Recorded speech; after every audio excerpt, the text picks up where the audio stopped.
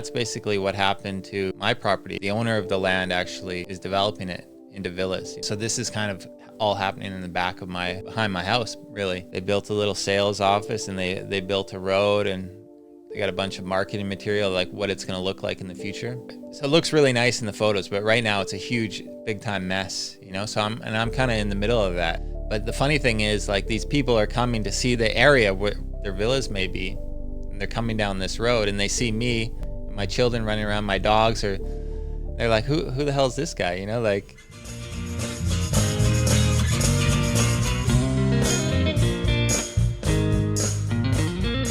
Welcome to Fruit and Body Podcast with your host, Brendan. Today, we have another legend of a guest returning. It is Wade Leathem. Now, Leathem, right? Leathem. See, I have my own verbal dyslexia. Okay, so we're going to tell you a little bit about Wade and what you can expect to get from this podcast. Well, first, do you want to cut to the middle camera? We're going to show you, this is our Durian. For all of you out there that have never had Durian or know how to open Durian, we'll do that a little bit later in the podcast, probably around the 30-minute mark. We're going to try to keep this under an hour. Now, Wade has been on a previous podcast. I'm going to put that link in the description. And that podcast is purely about escaping the matrix. Wade left his 9-to-5. He had those issues during, the past situation. We used to call it the current situation. And he went off to build his own rural farm using agroforestry techniques, basically taking barren land and turning it into, a self-sufficient and being able to feed his family on his own land. And you're going to learn all about that in a previous episode, which the link is going to be in the description. Today, we're going to be catching up with Wade and just understanding how have things changed since the last time he's been on. What actually happened to his farm, and there's a bit of a disaster. So I think you probably saw that in the teaser, and you're going to find out exactly what happened. Now, we did an episode with Wade and Ryan from Life in Bamboo. So that link will be in the description as well. If you want to actually see what happened on Wade's farm, exactly, from that perspective. And Ryan did some amazing job telling that story, and especially seeing all the drone footage and his land and this big disaster that happened there.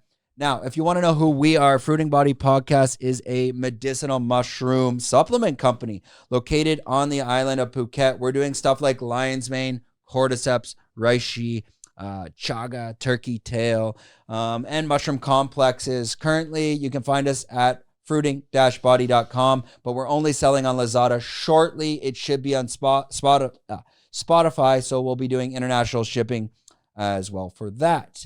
I think, don't forget, like and subscribe, hit the bell notification. And if you're tired of me rambling and going on and on about the intro to this podcast, we got timestamps below, so you can check out chapters, you can navigate the podcast and find the content that might interest you. So without further ado, let's get this podcast started and welcome Wade back to the podcast. Okay, Wade, thanks for joining us.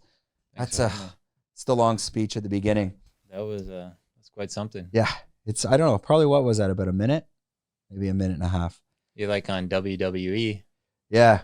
Well, I try to speak as fast as I can to get it all crammed in there of what we're about, what's going on, especially with new people coming to watch. So let's kick it right from the beginning. Again, if you want to go watch Wade's old podcast, link in the description. It's all about his life story. Today, let's talk about what's changed on the farm. What is this big disaster that's happened? And talk a little bit of those lessons learned that you've had probably over the past 2 years or year and a half since you've been on. Yeah, well, I think last time I was here was in the middle of COVID, right? Yeah. And so we moved on to a rural property because I had some hotels in Batong, and that all kind of got closed. And just wanted a more relaxed, slow lifestyle, more independence, so we got to this rural place. And I haven't changed so much, but the island's changed a lot. The COVID basically finished, and so starting November 1, the whole island just opened up, because the restrictions were done. And so many people and so much money came flooding into the island. and it was crazy here. It was so busy. My business picked up, my property management business, and then all these Russians started buying property here, buying villas, and in fact there was no villas left to buy, and so people have been buying land and developing property and building villas, and that's basically what happened to my property. It was the owner of the land actually is developing it into villas. It doesn't make much sense to rent it to me because I'm not paying that much. But these villas, you can sell a small portion of land for close to $1 million, US. Yeah, I visited, for the first time I visited would have been like 2 years ago, and you had this own like Utopia going on there. There was a couple Thai families. It was gorgeous. And I showed up maybe 2-3 weeks ago with Ryan, and they're pretty much ripping the whole thing apart. So what happened to the Thais and the locals that were living there? Well, they had to go. It's they had to move in a construction team, and they have their own labor there that lives there. So they built these I call them like Burmese shacks. So they're just aluminum siding, and they have one bathroom, like outdoor bathroom, that they share.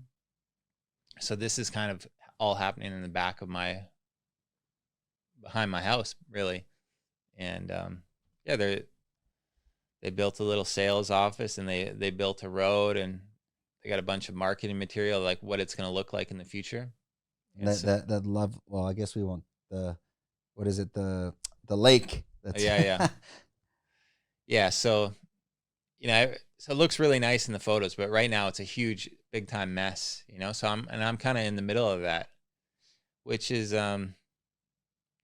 it's different, but it's just what's happened during, I think during this whole situation, people have come to Thailand, come to Phuket specifically, and seen how beautiful it is here, how relaxed and chill, and how you have everything here. You have beaches, you have malls, and the lifestyle is just amazing.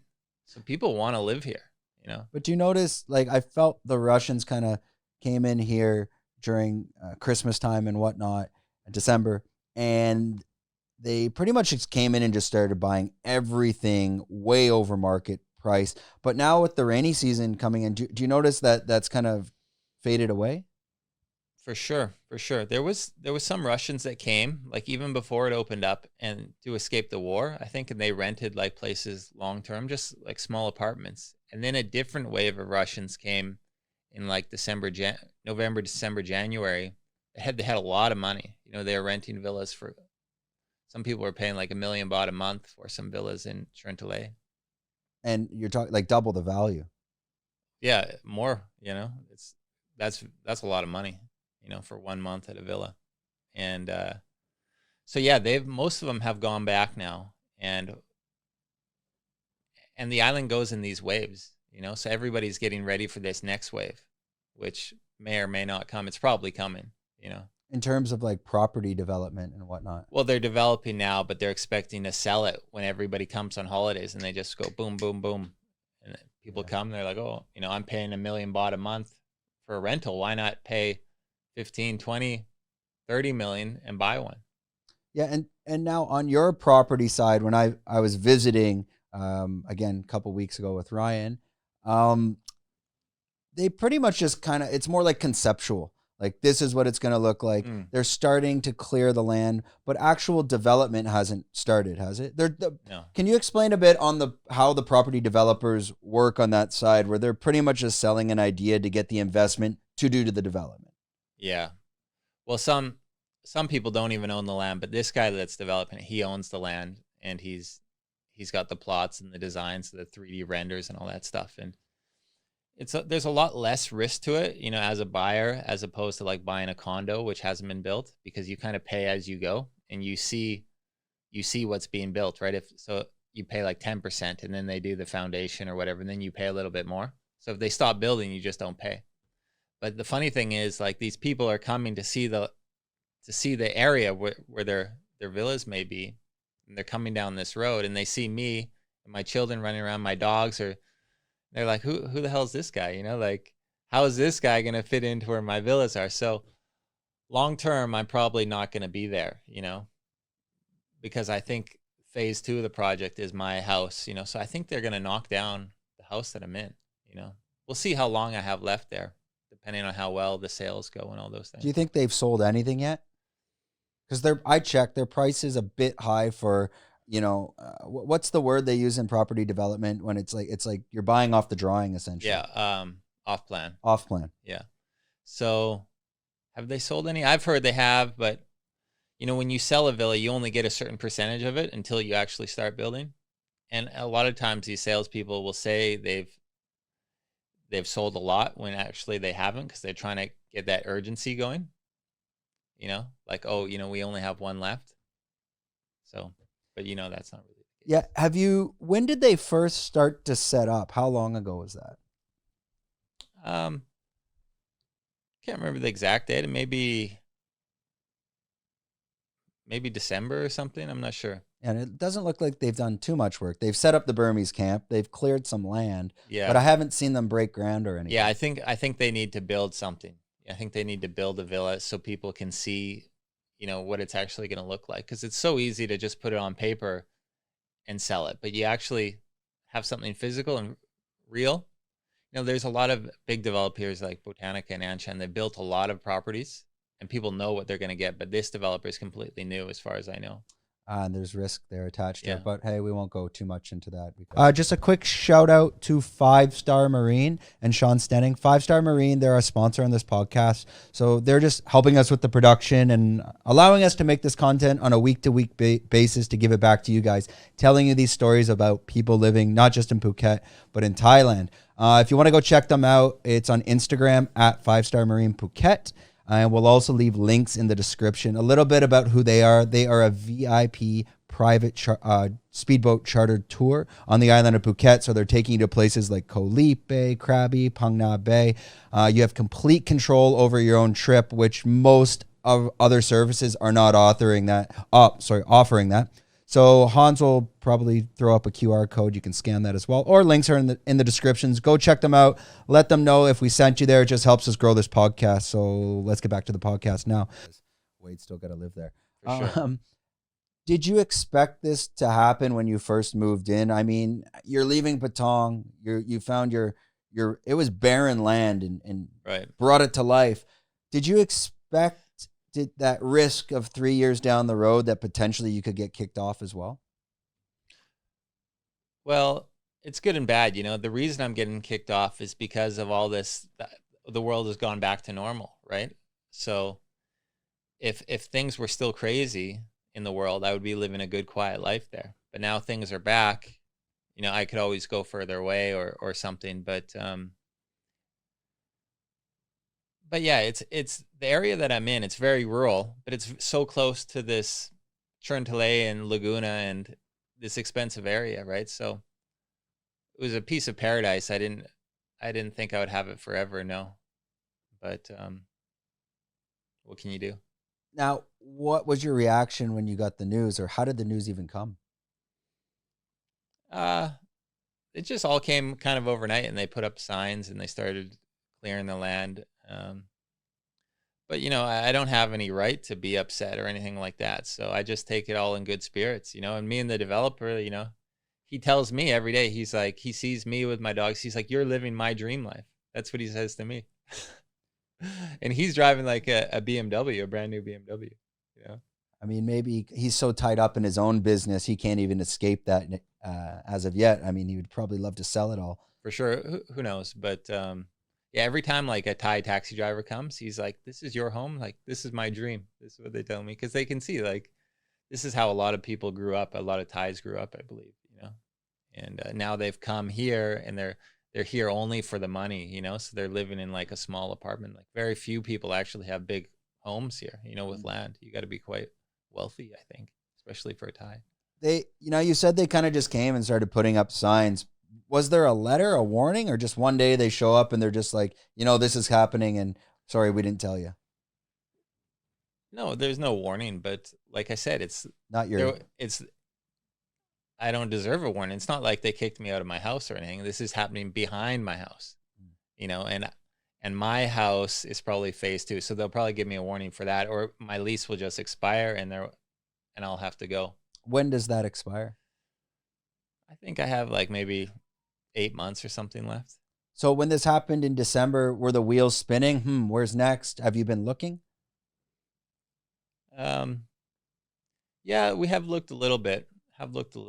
But I've been, since the island opened up, I've been really busy with my property management company, you know, so a lot of my time's taken up. And a few of the things that I've learned is it takes a lot of time to do a farm, you know, depending on what you're growing. So it's like a full-time gig, you know.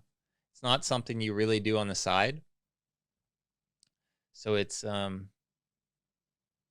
quite difficult to kind of do working full-time running a company, you know. Is there a long-term goal where you could, you know, remove yourself from that business and maybe end up getting land up in Phang Nga and starting and just going full-time self-sufficient on your own farm? For sure. I think that's the goal. Maybe not 100% self-sufficiency, but, you know, I'd be loving to grow my own durians or mangoes or rambutans. I think that's like the dream life, you know. And yeah, Phang Nga looks, or somewhere in Phuket, a little more north would be probably cheaper. Well, especially with all the development up at Nha Thai and the Aquella, I think that's Aquella golf course. Mm-hmm. It seems like an airport's probably coming in, and I think I explained to you, I'm planning to buy land there and Phang Nga City. But I mean, would you maybe expanding the property development company to those areas as property comes in and then getting your land out there? Is that an option? Oh, like now you would be leaving maybe having someone manage your clients down here, and you can start another like division of property development up in Phang Nga area, because a lot of property is being developed up there. Yeah. Well, we just started doing property development. We've been doing property management this whole time. Property management. So up there is very, like, once you cross the bridge, or even once you go kind of past the airport, it's super rural, you know. So managing property up there is a completely different ballgame. You know, there's no condos. People are actually living in their houses. So they don't need a property management company, really.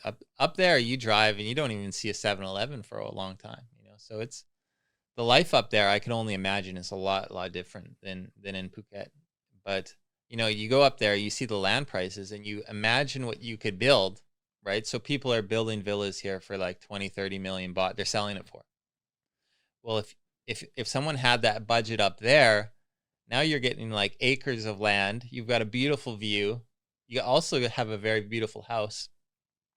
And nobody's really built anything like that up there, you know? So I think these property developers, whether it's me or somebody else, will go up there, you know, and it'll be interesting to see what kind of comes to the market over there, because it's kind of the philosophy. It's like you build it and they will come, you know? Yeah. A lot of people would live up there. Well, I think they're doing some like 60 million baht villas, mansions up by Aquila, the new golf course. And I have a feeling like that whole Baba Beach Club area as well. It's got that like Tulum style. I think that's going to be the next phase of the Phuket to Phang Nga area. I think the airport's coming. I don't know if I'm getting a shot for this, but there has to be inside information. Why are people building golf courses, 60 million baht villas? You got Baba Beach Club. They must know the airport's coming, and they're kind of getting positioned way before the news. It's like kind of by the news. For sure. That's what I think. It makes no sense. Why would you develop this without an airport coming? And I think it's going... What I did is I pulled up a map yesterday on Google Maps and just look at the mountain ranges. Mm-hmm. And there's a huge flat zone right by that golf course. And that's where that's where you would cross from that area over to Khao Lak. That's where the airport's going. Yeah. You need to land an airplane. There's too many mountains too close from the bridge, from our airport to the bridge. And also, why would you have an airport so close to the Phuket airport? For sure. So I think it's going to be pretty much by the golf course. And I was talking to a friend about this as well. He said this is how Laguna was built. The whole Cherntale Laguna area was built around the golf course 20 years ago. The golf course comes first, then the houses, then your villa markets, then your restaurants, then your communities. For sure. So he thinks that's probably what's going to happen. For sure. It's like that area. Phuket doesn't have anything geographically that's more beautiful than that area very much. Maybe a couple more beaches or something. But it's the beaches, like your Surins and the beaches are better here. Yeah, but that area has other things. You know what I mean? The only thing it's missing is an airport and also development, right? So you just have more activities, more amenities, and people would love to go there. You know, so yeah, I think what's nice about up there, it actually has more of a Thailand feel, meaning it just feels a bit more, you're connected to Thailand. Also, the waterfalls up there are way better than down here. Sure. And now you're building off the island. Now you're much closer to day trips to the Surin Islands, Semelian, cross the mountain over to Phang Nga City. You got whitewater rafting. You got ATVing. Now you're only 2 hours to Khao Sok. You're only an hour and 20 to Raleigh. And you're probably 2.5 to the Koh Samui Donsak Ferry. I think Phang Nga is actually better than Phuket. And for the reason of central location. Us living in Phuket, Koh Samui does not become a weekend trip. It's too far. Yeah. From Phang Nga, now it becomes an option. You could leave, let's say, Friday morning, leave at 6 a.m. Friday morning from Phang Nga City. You're probably at Tonsak by 8 a.m. You're probably on the ferry at 9. You're in your hotel before lunch in Koh Samui. You can't do that from Phuket. Sure. It's an extra 2 hours. Now it turns into an 8-hour travel day instead of a 4. For sure. Maybe 4.5. Yeah, it's interesting to see. And Krabi is beautiful too, those mountains there. Gorgeous. Yeah. I don't think I would want to live in Krabi though, because now Krabi is quite far from everything.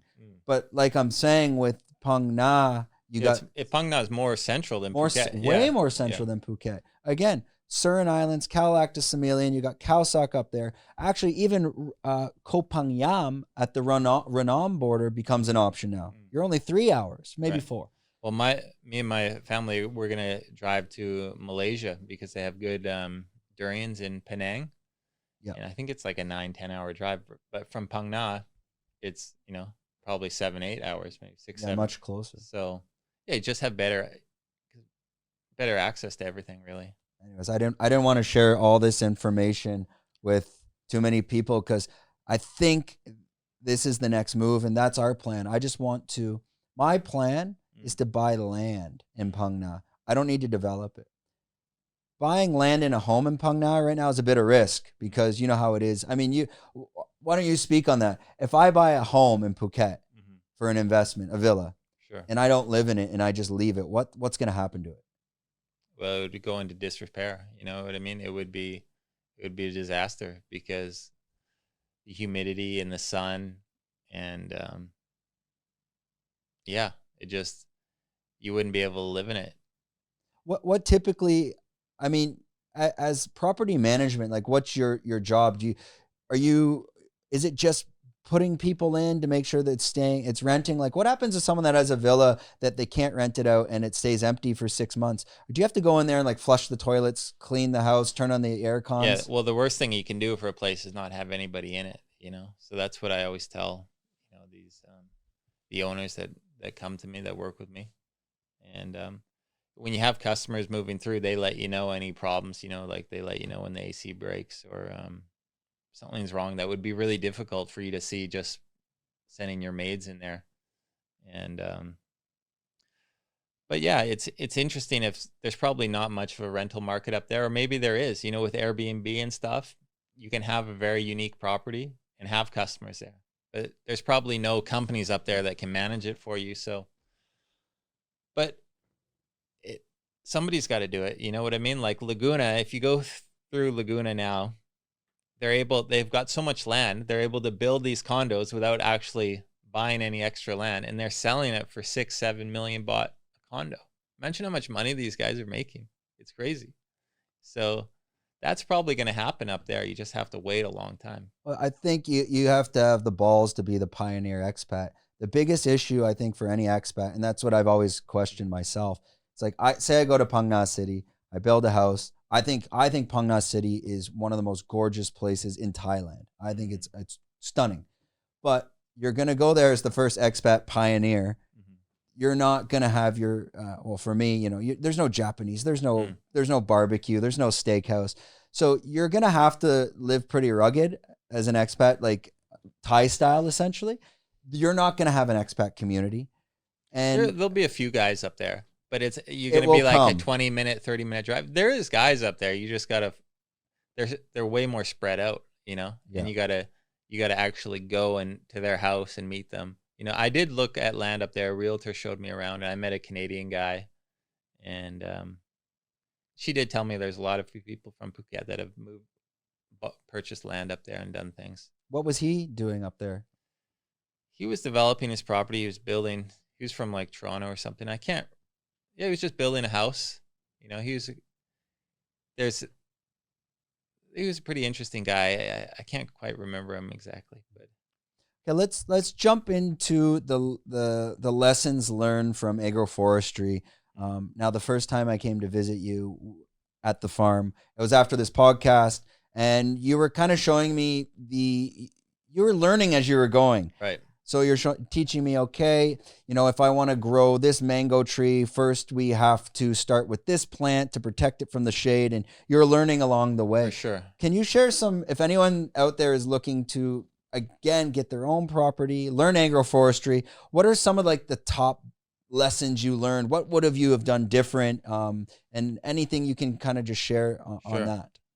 Sure. Well, there's so much, you know, I couldn't put it all into one clip here, but there was one good book that I read called, I think it was called Tropical Fruit Gardening or something. It was because, you know, there's not much information on gardening or making a garden in the tropics, especially a food garden. That's mostly like in temperate climates like Canada and the US. So I found this one book that was from Northern Australia where it's the same climate as us. And it talked about the two seasons that we have. We have a wet season and we have a dry season. And there's things that you can grow in each season. And there's a lot of things that cross over, but it's just more difficult. You know, so you really want to work with the season. So when it's really rainy, you know, you can't grow tomatoes. You can't grow watermelons because it's just too much water, too many bugs. But in dry season, you can grow watermelons because you can control the water. You can grow tomatoes.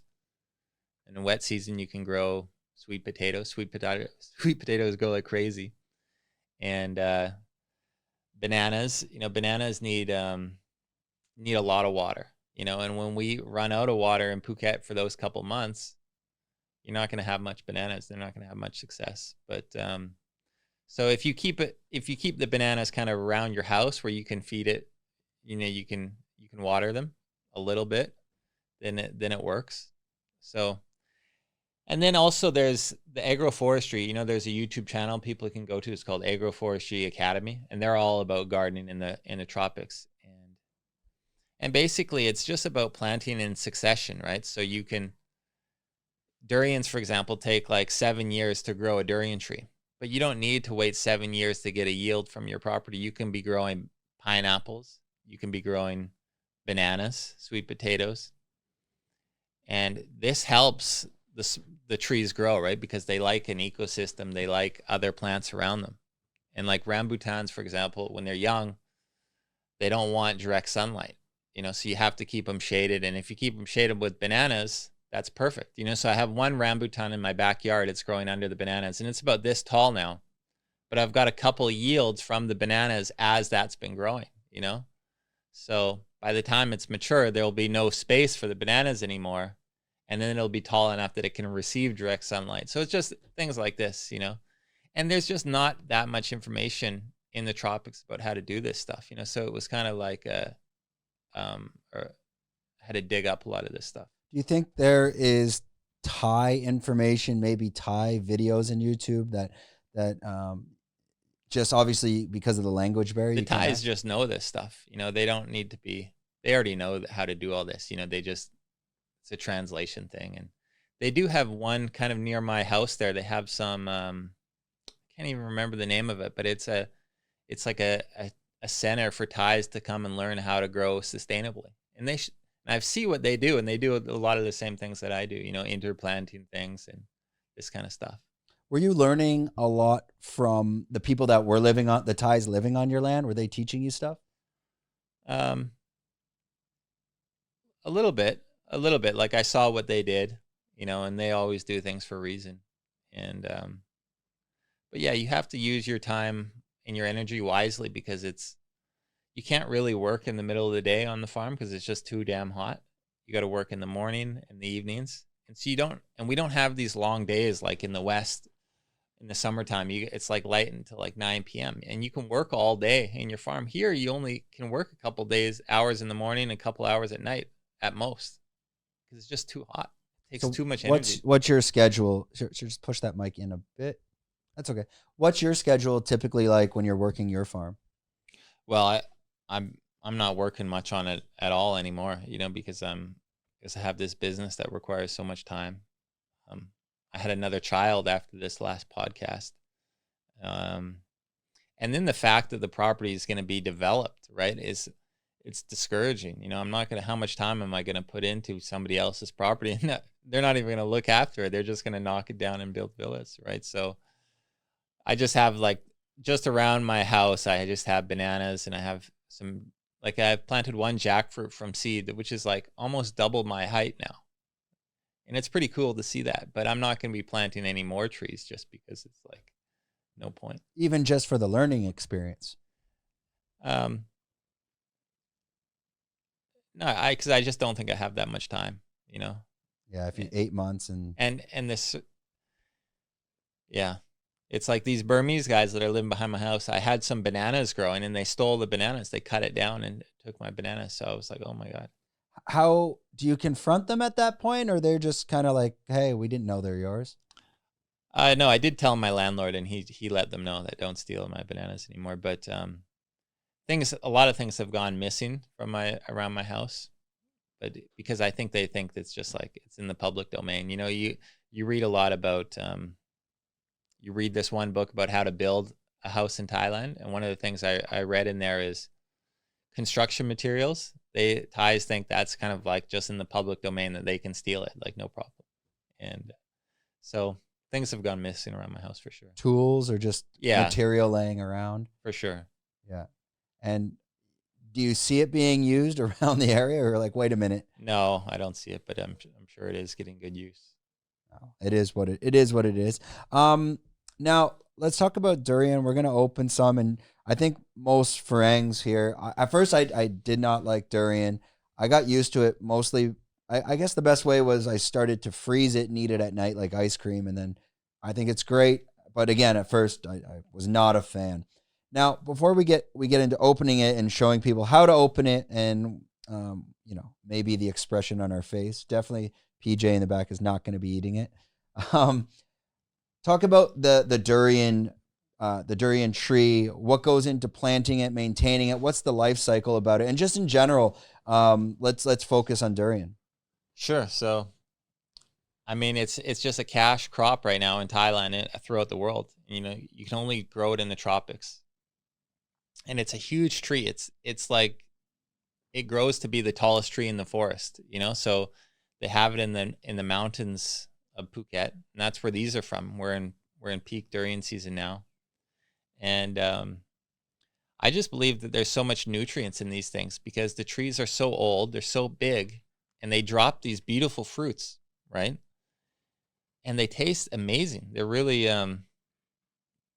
just delicious, and I just think it's the most amazing thing. But you're saying now, if you grew a durian tree at your own farm, it's going to take 7 years before it fruits. Yeah, at least. And they're not the easiest things to grow. You need to have really fertile ground. They like to be grown on a hillside because when a lot of water comes, it's easily drained off. They don't like having wet feet, basically. And so not an easy fruit at all to grow. Would you be able to purchase a mature durian tree and then plant it in your home if you're to not a mature one, but maybe one that's like 5 feet tall or something you can get and plant it, so you get to skip a couple of years. And then you're still waiting another 5 for it to fruit. At least, yeah. Talking about the fruiting process of a mature durian tree, what is the yield? What can we expect to get off it? Well, I think it depends, but I think some people get 50 kilos a season or 200 kilos, depending on how big it is. If you grow them from seed, they grow a lot bigger. And then just how healthy it is. But yeah, the price, these ones are only 50 baht a kilo, right? But some of them you buy on the road when it's certain varieties go for like 200, 250 baht a kilo. Okay, so let's pull up which one do maybe we wanna... the small one. I think it's probably easier. Yeah, we'll grab the smaller one, and if anyone's listening on audio, I mean, still looks like a typical durian, but it's probably like the smaller than the size of a volleyball. So it's super spiky, first of all, right? And it's like here, one sec, push your mic in a bit. Yeah. I don't know how you can balance that. That's okay. I do this all the time, right? I might make a little mess. Yeah, it's okay. Can you explain like how, if we get this, like what is the right process to opening it? Okay, we're gonna cut this. Well, these durian bonds from Phuket, you want to open from the bottom. Yeah. And sometimes they just twist open, right? Are you looking for like a crack in it to be able to go in, or? Well, they have a little nub at the bottom. Yeah. And it just pops right open. But some are really difficult. Normally I have a rag to kind of protect my hand, which is what you really should have. I'll just do it on my... Yeah, don't cut yourself. Can I use this cushion? Yeah, no problem. Okay, so it just popped open right easy. One sec. All right, he's gonna open it up on camera. Oh, wait. Oh yeah, this is a nice one. There we go. So it's nice and it should be nice and soft. You can see it's perfect. This is a really good one. You see how golden this is? Yeah. How do you know what's good and what's bad? What is there a test? So it should be soft. It should be soft. It should be like the same soft texture all over. There should be no hard parts. And these ones from these durian bonds, they're dropped when they're ripe, so they're not cut and then left to ripen. So you have like 1 day to eat this. Otherwise, it gets too ripe. Okay. You want to go ahead? Yeah. So you've grabbed. Holy shit! And we were saying before the podcast, what's the fun? Fucking hell, man! These are like weapons. In Thailand, these were the leading cause of death. Yeah, before motorcycles. Before motorcycles, because they fall on people's heads. Yeah, I mean, this thing feels like a weapon. So what I'm doing is I'm grabbing a seed, right? So it's like basically it's 3 seeds. This one's really good. Do you want one? Really good. Back there? Hey. All right. Yeah, it's very golden. You can look at that. All right. What camera? I feel like is that my camera? Am I looking at is this my camera? Yeah. Very creamy. I don't know. Everyone says it smells like piss. Here, grab that. That's like they say it smells like urine. I don't know. I guess it has like a durian always has a little bit of a fermented taste to it. Some of them, each one's different. That's what makes this whole thing so amazing. So each tree is different. Yeah. And maybe you can film us on fruiting body mushrooms or podcast or send me it or whatever. Instagram, I don't know. It's a good one, right? Pretty good. Oh yeah, I forgot to while we're eating this durian here. I'm wearing my check this out. Mika's been on the podcast. This is her shirt. I didn't have any shirts today.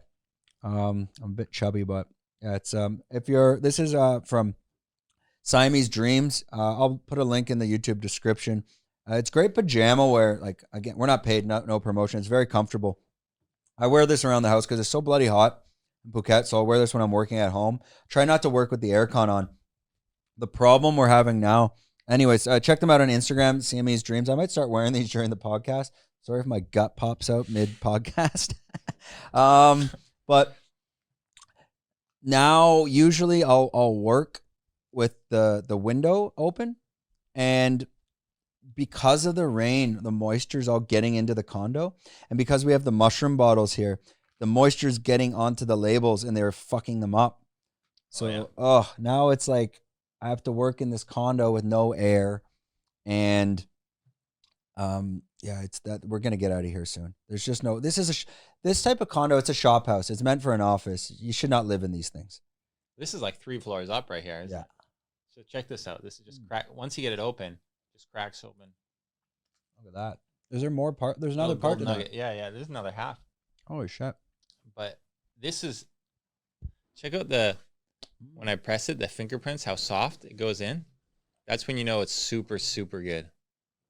When you see wrinkles, oh yeah.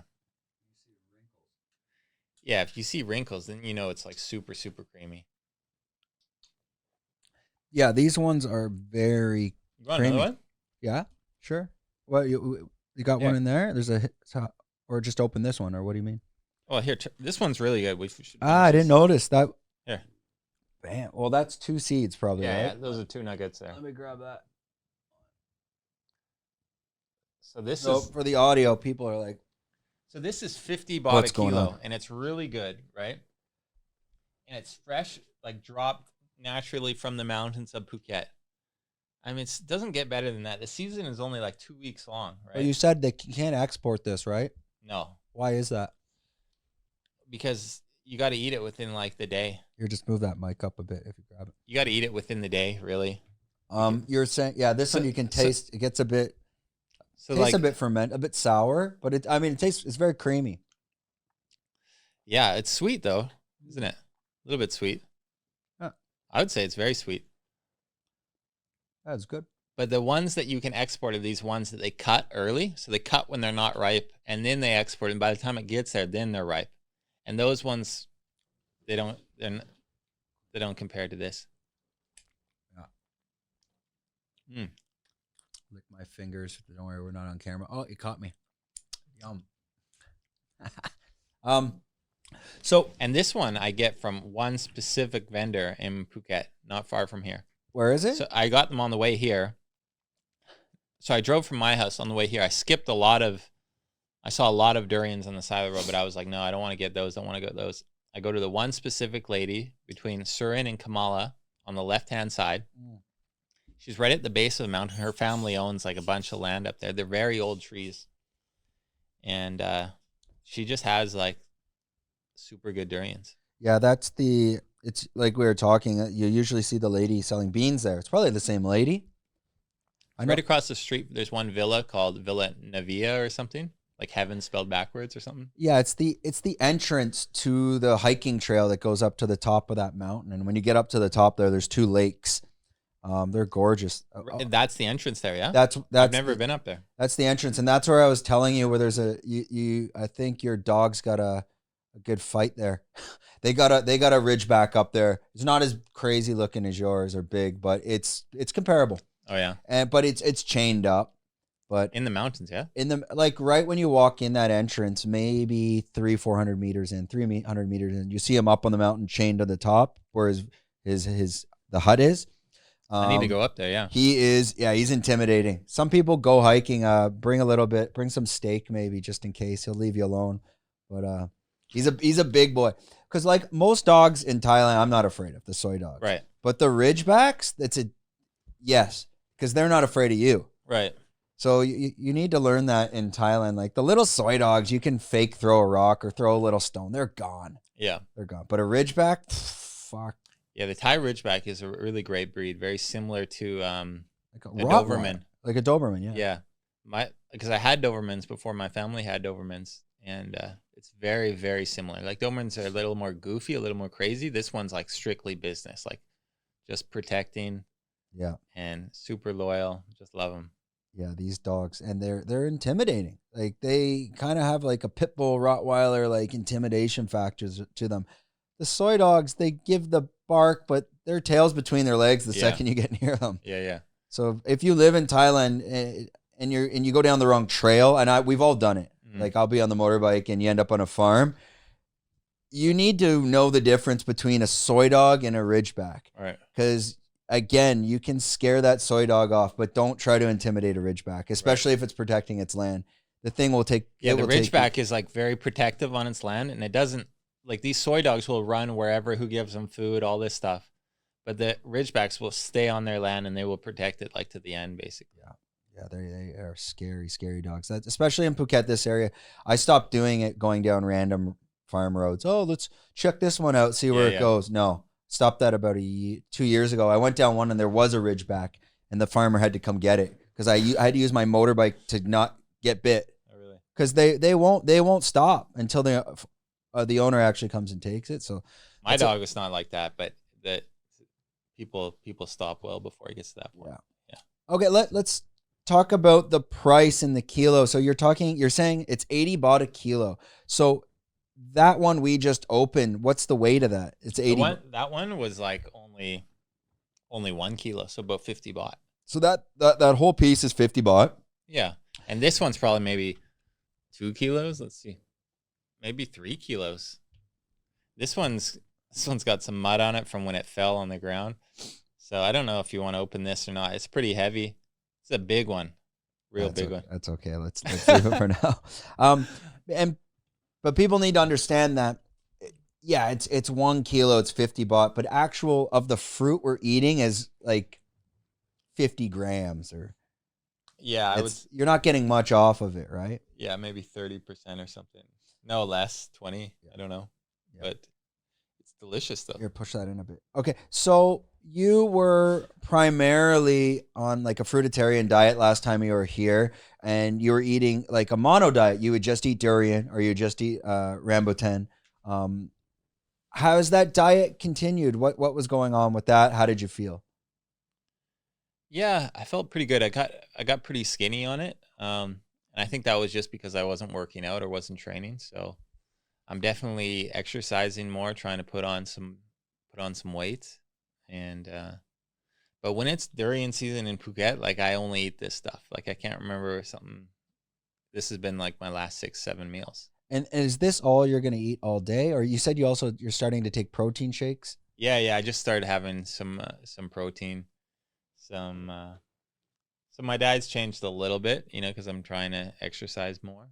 But yeah, with this durian, I feel like I get everything that I need. It's like in the seasons where there's not much fruit around that I might have to start eating something else. But overall, I'm feeling pretty good. A lot of energy, mentally sharp. And you're saying with the maybe having too much fruit, you might have been getting cavities. Yeah. Well, I did some stupid stuff like thinking I was thinking like animals don't brush their teeth. Like, why do I need to brush my teeth so much? So I still brushed, but maybe I didn't do a great job, and it didn't take long for cavities to come. So I don't think it's the fruit, although, there's acidic fruit. Like some mangoes can be acidic, pineapples are acidic. So I stay away from anything that's acidic because that'll go eat right through your teeth. Because it's not the sugars that give you cavities, it's the acids. And the acids can come from sugars if you don't brush your teeth, So yeah. So what are you sticking to now primarily? Like just durian right now, and then when that season's done, what do you think? What's next? Oh yeah, I'll have salads, banana shakes, mangoes. It seems like you can always get good mangoes here. Yeah, you showed me that we had it at the avocados are really good. Do you like the Thai avocados? I like these long, skinny ones. I think they come from Vietnam though. Okay, but a lot of the Thai ones are no good. They're too hard. I think it's the moisture. Yeah, well, if you the long skinny ones I'm talking about? No. Like they got a very narrow top. They're delicious and they're cheap. Where are you getting? I got them from Central last night, but I think they were like 120 a kilo. But if you get them on the street, I think they're only like maybe 80 a kilo. Okay, usually I was trying the Australian ones, but they're quite expensive. Oh yeah, they're like $100 a pop, which is a lot. 100 baht. More than Canada, you get those. Yeah. So. Yeah, and I think it's the climate here. The Thai avocados, they're just sometimes you can get some okay ones, but I end up using them just in smoothies. They're a bit watery. Yeah, well, they don't have the fat content or the oil content as the other ones. But I feel like Thailand is figuring out that there is money in avocados, and they're planting more, and they're selecting better variety because it's a tropical fruit. It should grow here. It should grow well. I don't know if it was you telling me or someone else, but they were talking to like an Australian Thai avocado farmer, and they said it's a lot to do. You need that dry temperature, and most of them they actually come from the northern part of Australia. Okay, yeah. Because Darwin's, because it's so dry up there, so you can grow them better up there. Well, that's a similar climate than what we have here. And he said that, but in Thailand, it's the humidity and the moisture. And that's why when you're eating the Thai ones, like you're tasting that like water. Well, I heard there was a guy in Geelong that's got a bunch of a foreigner that's got a bunch of avocado trees that he sells, and they're quite good. Interesting. And being able to, maybe you can set that up and actually buy them. I'm seeing a lot of trees like around the island now, huge, massive trees, especially like on the Passac roads. These like tree salesmen. I've always wondered, like, what the hell is the cost of one of those? They got to be like $1 million baht. These ones that they put in, like they actually move and replant. Yes. Yeah. Yeah. Those are very expensive. Yeah, very expensive. Yeah, they're like 50-foot trees, and I mean, just to move them around is going to be, it's not going to be cheap. Yeah. Much cheaper in Thailand than in other places. Yeah.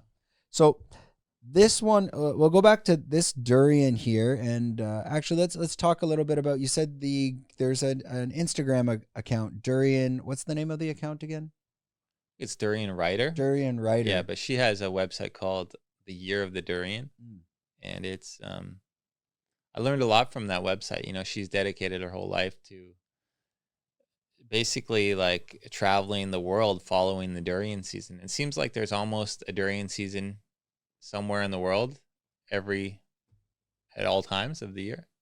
You know, so it's heading south right now. So it was in Chantanaburi, which is kind of near Bangkok, and now it's in Phuket, and now it's going south to Malaysia, in northern Malaysia, like Penang, and so she hosts these retreats, you know. So I'm gonna go down there, because not on her retreat, but just to see the durians, because you can, there should be good durian everywhere, you know. And then the season goes even more south to Indonesia, and then even northern Australia gets durians. And you know, she went to Tanzania. You know where Tanzania is? Yeah, Africa. Yeah, they have durians over there as well. Because somehow somebody brought some durians way back in the day, like from Malaysia up to Oman down there. So it's quite the fruit, you know. Every variety is different. You know, some are alcoholic, some are sweet, some are bitter. Yeah, I've been in Malaysia, and the Chinese buy this up like crazy. And someone was telling me, like, they have these king durians that can sell for like $100 for one little piece. Like, it's insane, just because it's so rare, so difficult to get, so difficult to grow. And the Chinese will just come in and they'll pay whatever. Yeah, I forget the name of that one. It's a very famous, Muzan King is the name of that Malaysian durian. It's very famous. And they've started to plant that in Thailand too. And they have this in Nonthaburi, which is just north of Bangkok, where it's basically in Bangkok. They have a durian farm there that sells durian for 10,000 baht per durian, and they get pre-orders on it, and they sell out before they're even ripe. Yeah. Well, Thailand, are they known for the best durian in the world? No, because Thailand cuts a lot of their durians off the tree, because that's how Thais like it. They like it kind of firm on the outside and soft on the inside. Whereas most everyone else, they like it like these ones, where it's soft all over. This is perfectly ripe. So when people from Malaysia come here and they try the durians that Thais are selling, not these durians, but just like these mongtongs, these ones that have been cut from the tree, they don't like it at all. You know, that's why it gets a really bad reputation in terms of its durian quality. Yeah, that's what I was telling my girlfriend. I thought Malaysia was known for the best durians. Yeah, it is. She's like, no, it's Thailand. I'm like, maybe because you're Thai. But these ones, right? I've been to Malaysia a few times trying their durians. These ones in Phuket are as good as anywhere in the world, you know, and nobody knows about it. And they're selling for 50 baht, 40 baht a kilo. It's really a secret that nobody knows about. So I told this lady to come here and try these durians, because she's in Phang Nga now. Yeah. And I think she'll be pretty impressed. Yeah, I talked to them a bit, so I guess they'll be down here soon. They might jump on the podcast. Let's see. I'm sure they don't have that many followers on Instagram, but this is like a full-time job for them as well. Yeah, I think what they do is they export frozen durians that they've selected from really good trees and really good farms here, and they'll sell them in Canada and the US. Are they Canadian? No. American, yeah. American. Okay. Okay, before we wrap up the podcast, I forgot to we'll talk about that later. Just let's for anyone watching that might have been watching the last one and now they're watching this one. You have your family, you kind of have I used to say escape the rat race, you know, escape the matrix. I'm not sure if I'm totally sold on that a cliche phrase now, but it's Andrew Tate. Yeah, and everyone's starting to use it now.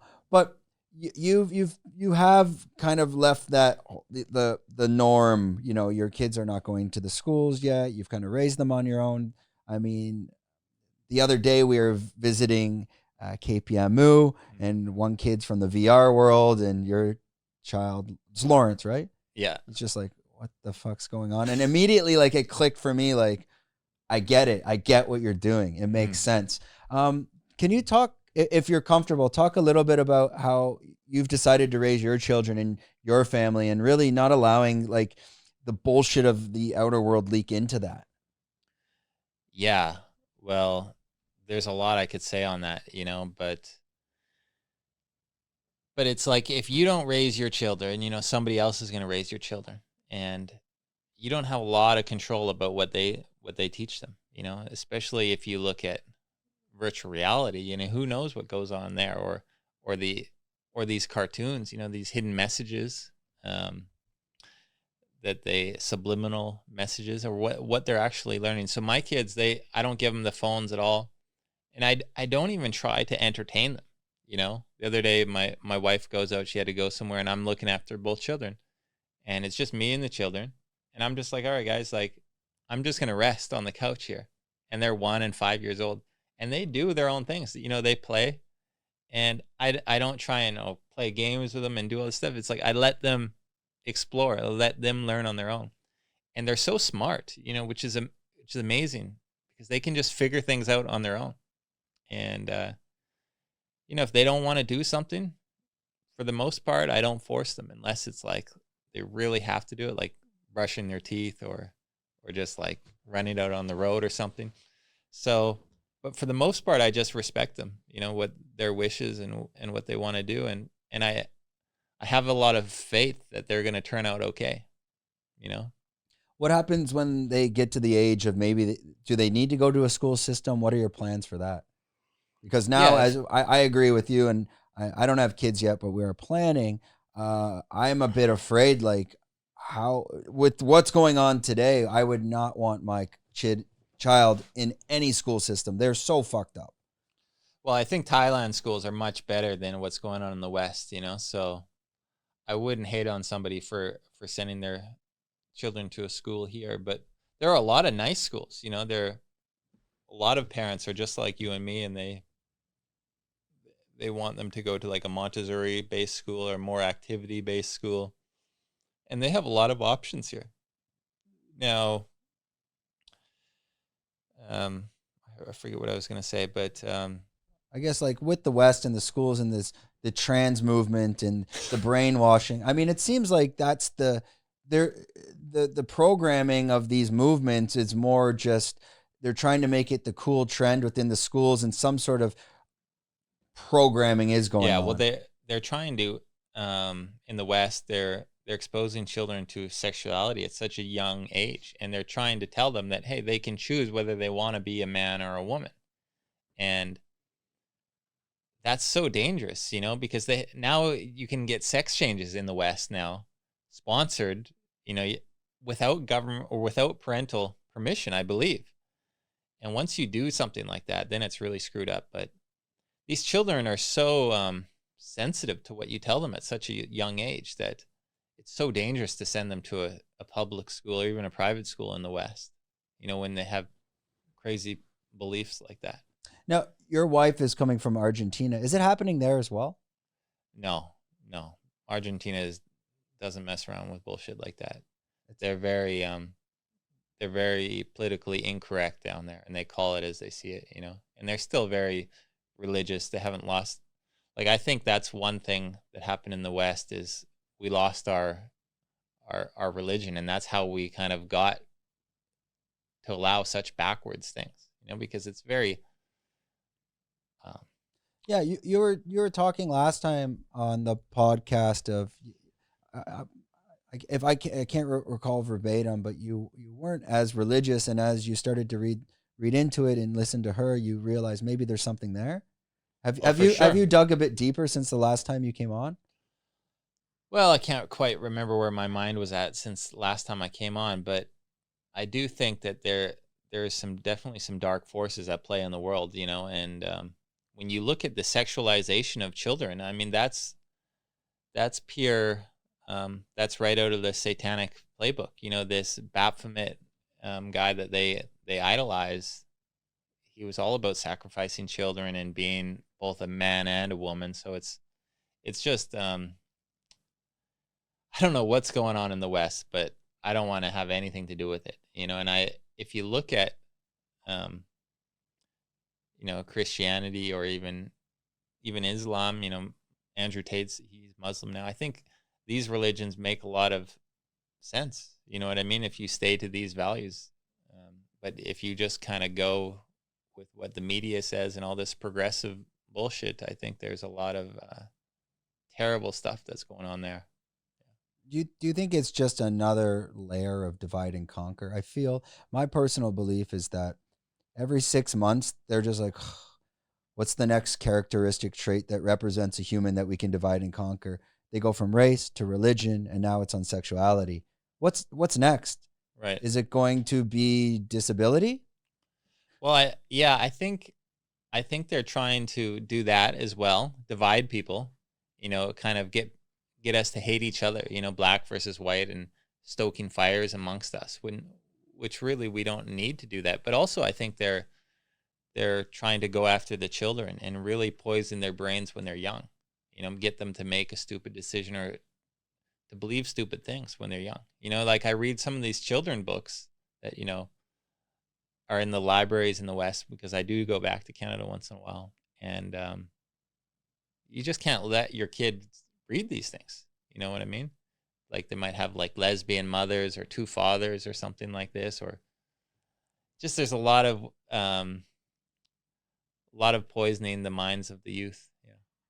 Yeah, I guess maybe losing the traditional values and for sure, and how it was. Maybe we have to go back. The answer is not forwards; it's backwards. It's to get back to our roots and get back to ourselves as get back to the land. There was a back to the land movement in like the 60s, right? And we need something like that again, which I think is happening.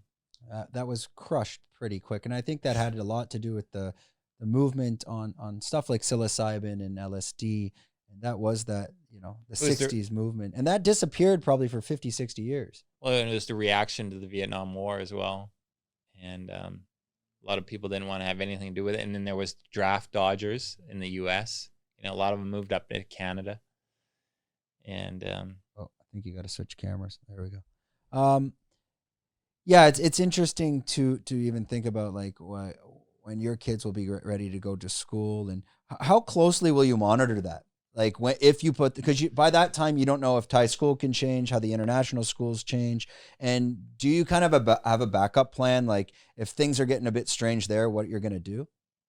Yeah, it's interesting. I was talking to a friend the other day. He thinks that this place isn't so good for teenagers and adolescents, because he was telling me stories about the drug use at like some of the international schools here, like teenagers. They were like they drug test them at the British International School, for example, and they were saying that some children bring in clean urine on days they have to do drug tests because there's that much drug use.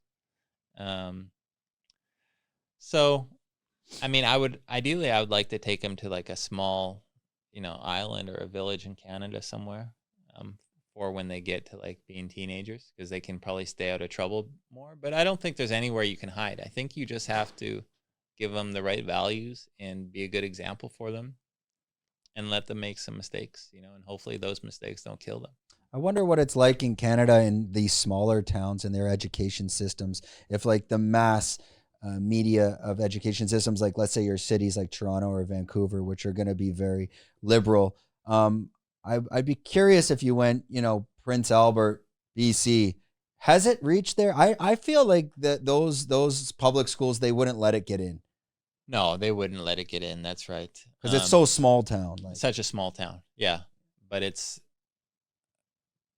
in some of these hippie towns, like on the west coast of Vancouver Island, you never know, right? There's a lot of conservative people mixed in with a lot of hippies, and then who knows what they believe. But you just can't risk it. you know, not until children are old enough to realize, okay, like this woman's just crazy, you know, if their teacher's crazy, for example.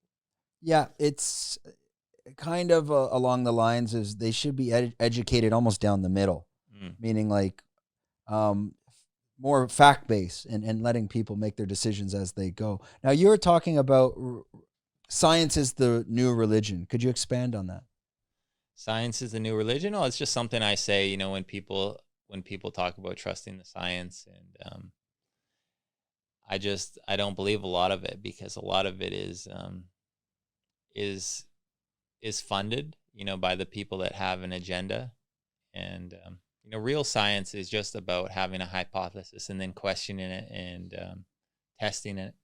So, you know, I question the shape of the earth, you know, and people think, you know, haven't we proven that? Well, that's what science is just questioning everything, you know? So I think the world now is like, you can be shamed for saying so many things. You know, it takes a lot of balls to say something as crazy as that, you know, and that shouldn't be. You know, you should be able to question everything, you know, like historical events, the shape of the earth. You shouldn't be shamed or be called names for these ideas that you may have, you know. And so I try and just, you know, that's something I just say to kind of refute. Yeah, you took me down the path of like the mud floods. Mm-hmm. Is that something you still follow? I think it was more focused talking about Tartarians. I tried to find information. It's very difficult to find anything like on YouTube.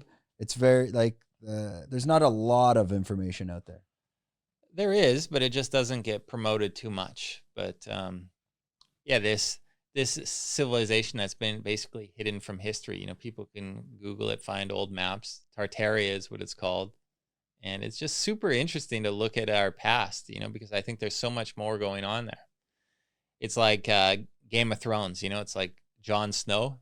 He was like this descendant from this royal bloodline or something. He had so much power in him, but he thought he was just a bastard and adopted or whatever. Well, I think that's like us. I think as a civilization, we came for some very great people, you know, but we've been disconnected from our past so much that we think, oh, you know, we actually evolved from fish or from monkeys. It's like, no, our ancestors were very, very powerful, very wise, very smart. You know, we didn't just evolve from fish or monkeys. That's just bullshit, you know? So I think there's an agenda to keep us down and keep us stupid. Yeah, for sure. Well, yeah, it is interesting, the fact that the libraries of Alexandria were burnt and all the information's hidden in the Vatican. And these are the ancient texts, but no one can read them. Right. I think that there's a red flag there. To go on your point of like the mud floods and the Tartarians, I don't know the answer to the mud floods. The only thing that I've tried to find out, it's the World the World Fairs and the Expos. Oh, yeah. The weirdest ones are the ones like in Chicago and San Francisco. Those are the ones for sure. There's something hidden there, because you can see the pictures from I think it's 1800s. Yeah. They look like cities out of Rome. Yeah. So they built them for 10 years to rip it down the next year. Just a couple of years. Okay, so I don't know the answer, but that alone is like, well, there's not enough. You'll never find the answer. It's impossible. I don't believe you'll ever figure it out. But it's the fact that, please just go type in Chicago Fair. Chicago World's Fair, yeah. And they go, well, it was made out of plaster. I'm like, yeah, paper mache, they say. Well, they say the whole thing was made out of paper mache in a couple of years for this big expo. But some of the buildings are still there. And you go there and they're made of pure stone and they're massive, you know?